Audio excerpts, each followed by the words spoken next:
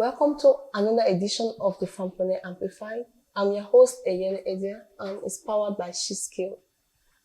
Women continuously look for innovative ways to speak without shouting, to be frank without being arrogant, to channel their energy, their strength, their knowledge, their intelligence into things that can be very creative and long-lasting. We are on to talk about the businesses, their stories, their strengths, their difficulties. And sheskilld thinks it is very important to throw light and more light. If possible, shout it out to the world what women are doing. We'll be talking with Emilia. She will tell us her story and what she does and her strengths and her difficulties. We will hear about that and much more after the commercial.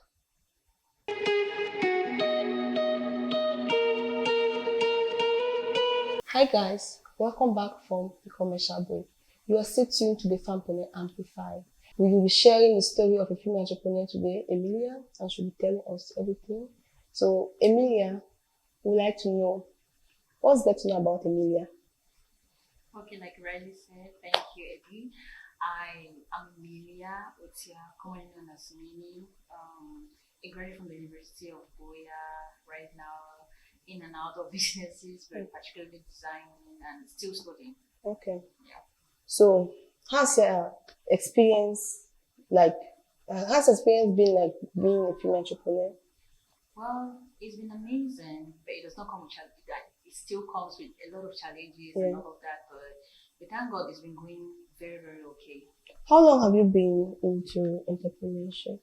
I would say 1 year. Okay. Like, I started early 2019, I guess, when I was still volunteering. Like, after the university, I started volunteering. I volunteered in the Emilia Foundation. I volunteered in Reach Out, Cameroon.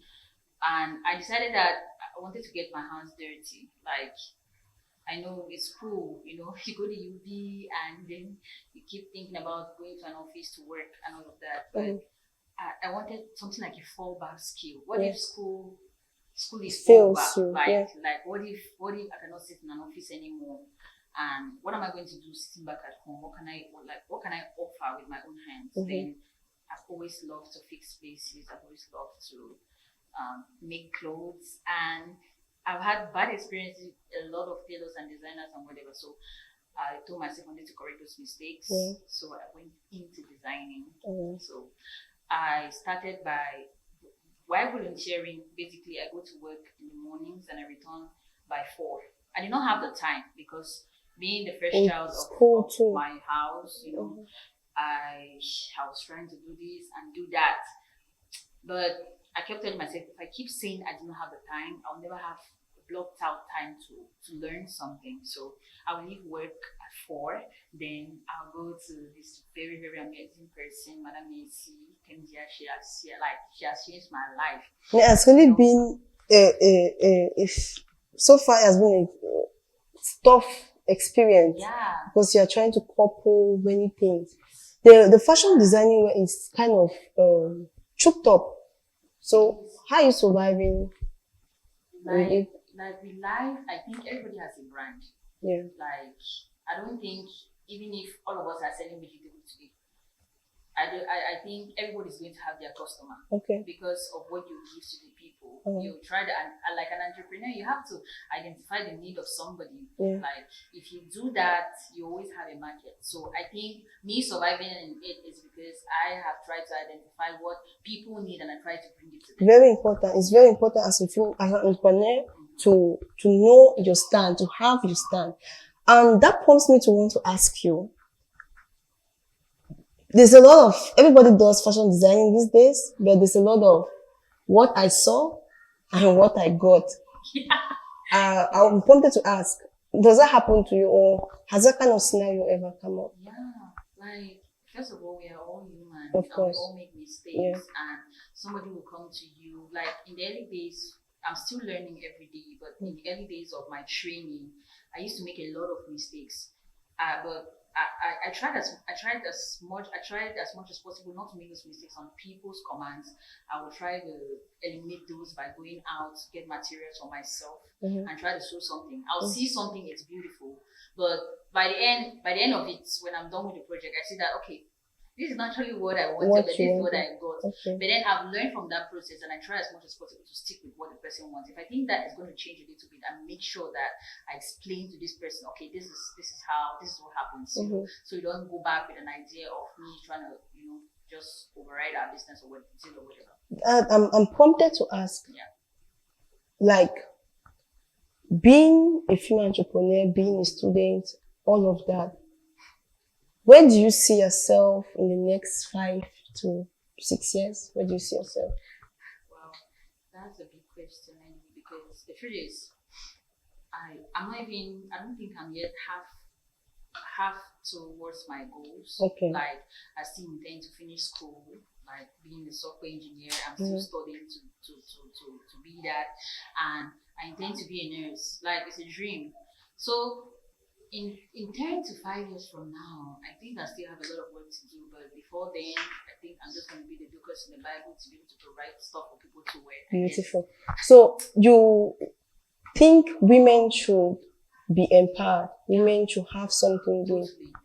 So, like, what has your experience been having to make some cash by yourself and the time you were dependent on other people? How's it been like?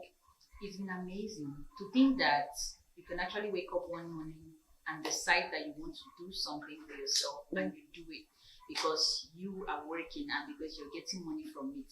It's just been amazing. And I will encourage every young lady out there, if you're just sitting and thinking that, oh, because there's coronavirus and there's no school, and okay, we're going to wait for whatever heaven or whatever Jesus to come back and help us all, then it's not going to work. We have to get our hands dirty. We need to find things to do to help us to stand up. Because the truth is, it cuts across everything. Being a woman, if you want, even if you're in a relationship, if you're in a marriage and whatever, you cannot keep asking your husband for everything. It's a little bit boring. Yes, even for yourself. Imagine your kids coming to you every day asking for stuff. And it's your responsibility. In another way, I'm like you just said, I'm prompted to ask you think they should start teaching young girls how to be entrepreneurial from a teenage age, so that the weight still doesn't fall too much on their parents? Yeah, well, it's a two-way thing for me. While growing up, my dad never let me go out of the house. I will not go for any holidays. He just wants to see me in the house, So I learned my trade after I left the university, So it's not just the parents. It is good for the parents to want to encourage their children to be able to learn stuff. But then it is up to these children to wake up and say, no, see, I want to do something for myself. So in another way, without being disobedient, because it's important. That's why I said, do you think parents should introduce that to the children at home at that teenage age? I think it is very important for them to do that. I don't think there's any stupid parent. I think every parent wants his or her child to be something tomorrow. And if they see that you're going here and you're learning something, see, for the first week of my training, I will leave work and go to my madam's house. That time she just had her shop, her little shop in the house because she was nursing. So I will leave there and go and stay there for 2 hours and then return to the house. My parents knew that I was going there because why? They started seeing things I made. I started changing the house. I would change a pillowcase.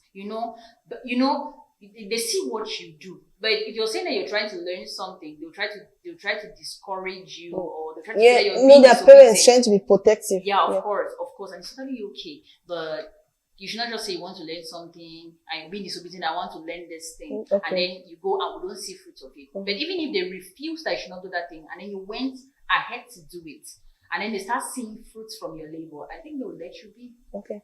Patience is a virtue. So I would like to ask, how do you work with pressure? Because being a fashion designer, cutting, sewing, sometimes it's complicated and it's delicate. Okay. So how do you work with pressure? Like talking about that, I just went back to 2 days ago. A mom of ours died, and we had to do this a lot. Like everybody in the church wanted me to do some ashrabi for them. Okay. It was there was no time because okay, I'm doing my project now in school, and I need to, there are just so many other things I need to do. So I was sitting down there and I had clients coming in for their clothes, and all of that. I had clients coming in and so on and so forth. They want their dress. Like, we have the funeral the next day and I'm still here. I still have dresses to cut and to sew. And I have to be present in that funeral because I'm a chorister. I need to sing as well. I was just there and I was so pressured. My madam kept looking at me and laughing. She was like, oh, Mimi Coco, sorry. But in all of that, I kept telling myself, today is going to pass. Today is going to pass. Okay. And tomorrow, you're not going to have this pressure. So that's your springboard. So that is it. When I remember that today is going to pass and tomorrow I'm not going to have this pressure, I calm down and I do my work. Do your work. Yeah. Okay. How, I must say your dress is beautiful. Thank you. Made by you. Yes, of course. So, how do you feel when you go out putting on your own stuff? How do you feel among your peers that you have something doing and maybe, like I just said, I love your dress. Thank you. So, how do you feel when they admire your stuff and recommend you among your peers? Like, you already see I'm smiling. Like, it feels great. It feels amazing. I'm happy that I can do something and somebody says and appreciates it. Like, sometimes it's not even about the money. Yeah. Sometimes just doing something and somebody be like, where is this from? Please, who made your dress? I want to please. I'll be like, I made my dress. Wow. That is it. Like, that is all the pleasure for me, and it's just amazing. All right. Yeah. We are so grateful we're having you on set. And before you leave, we always have these funny questions to ask. They can be funny, they can be very annoying, but we like asking them because we want to know much more or something they did not tell us on this show. And we want to ask. Let me adjust my voice.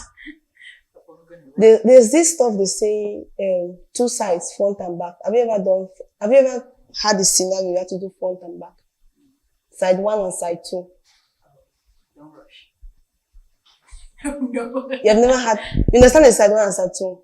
Where you have a place, you went somewhere, you were not prepared. Yeah. You went just like this. Yes. So you wear your undies and you go. And something happens and you don't come back when you expect it. Side 2, you remove the undie, turn it, and put it on. She's laughing. The way you're laughing, think well before you answer. Oh my gosh. Ish. Yeah. She said no. But I've come back without the undies totally. Truth be told. Yes, Truth be told. Yes. We are really grateful that you are here to talk about your story, to share your experiences and your difficulties. A lot you are doing. We are amazed and we tell you that sheskilld is behind you. But before we leave, we want you to snappily tell women listening to you, young girls listening to you who are doing nothing, and possibly people who are doing something and might feel weak. Snappily, what do you have to tell them? All right. First of all, I want to thank you so much for this opportunity to be able to bring my story out there and to be able to encourage someone. I don't know who is listening, but whoever is listening to me right now, you're in the right place at the right time. And I just want to let you know that whatever it is you want to become in life, you can become that person. It is up to you. I always tell myself, I'm somebody who works out a lot, and I know that it is hard, but to begin, you have to begin, and you can become whatever you have in mind to want to become. So just get up today, even if it's wanting to do makeup or wanting to just help some kids learn how to read, wanting to sew clothes for yourself, or wanting to make shoes, or whatever it is that you want to do today. Just get up. There's somebody out there waiting for you to get them. So I just encourage you to take the first step today. Tomorrow is going to always be too late, but if you're meeting this today, then this is for you to take an action. Thank you very much. Telling stories is very beautiful. Some people choose to tell their story by writing books. Others choose to tell their stories by acting films. Sheskilld chooses to tell her own story by advertising the businesses of female entrepreneurs. What would you be doing by telling your own story? I will have one idea for you. Please, press to our subscribe button, follow, like us, comment. Most importantly, Support a female entrepreneur by getting her product. Thank you. I am your host again, Emilai, and you are all on the Fempreneur Amplified, powered by sheskilld.